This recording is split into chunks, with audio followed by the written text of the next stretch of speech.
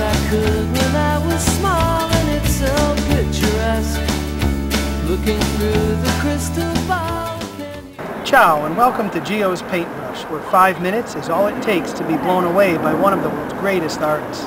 We're here at the Royal Gardens of Kew, just outside of London, England, to introduce a work by the English master Gainsborough. Thanks for joining us. I know what you're thinking.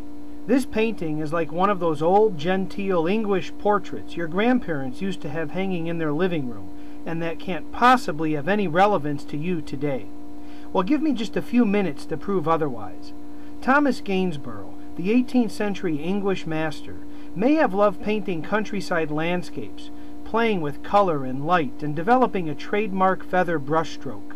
But like so many artists in history, what Gainsborough loved to do and what could support him financially, well, they weren't exactly the same thing.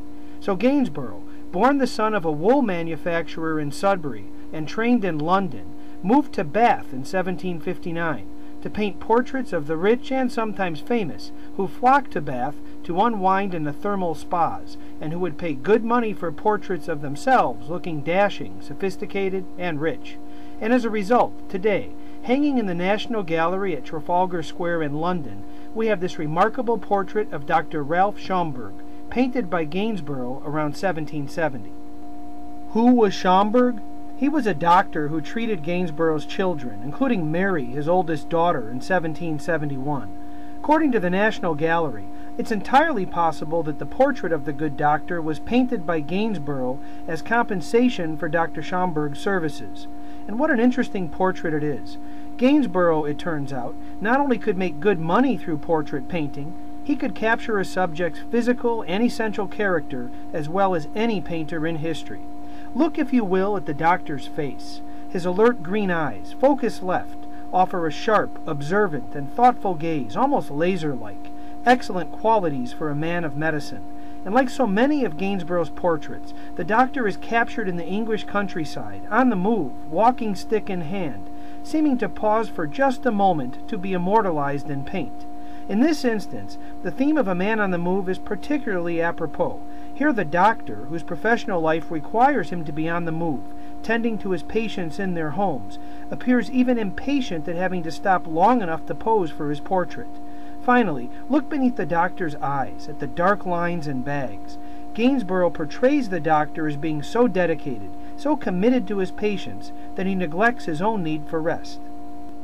A unique feature of Gainsborough's portraits, including this one, is his portrayal of his subjects in period or contemporary dress, providing us today with a wonderfully colorful, accurate sense of 18th century English style and manners among the affluent and educated classes.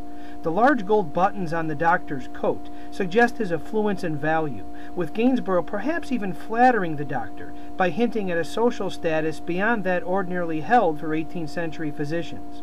Another element of this painting I really like is the masterful way in which Gainsborough makes the doctor's full-length portrait pop off the background, lending an almost three-dimensional quality to the piece.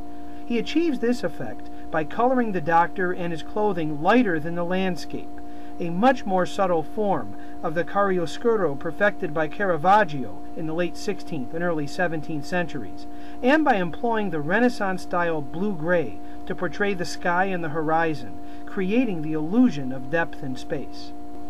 I'm also fascinated by the fact that the vegetation and ground, forming the landscape that surrounds Dr. Schomberg, is not painted naturalistically, realistically, but instead possesses many broad brushstrokes and splotches of color. Certainly not impressionist in the 19th century sense of the word, but at the same time clearly distinct from the more naturalistic portrayal of the subject, the doctor. This difference, it seems to me, is another means employed by Gainsborough to ensure that Dr. Schomberg himself is the focal point of the work, his physical appearance around 1770, and what the artist could communicate through that appearance about the doctor's essential character.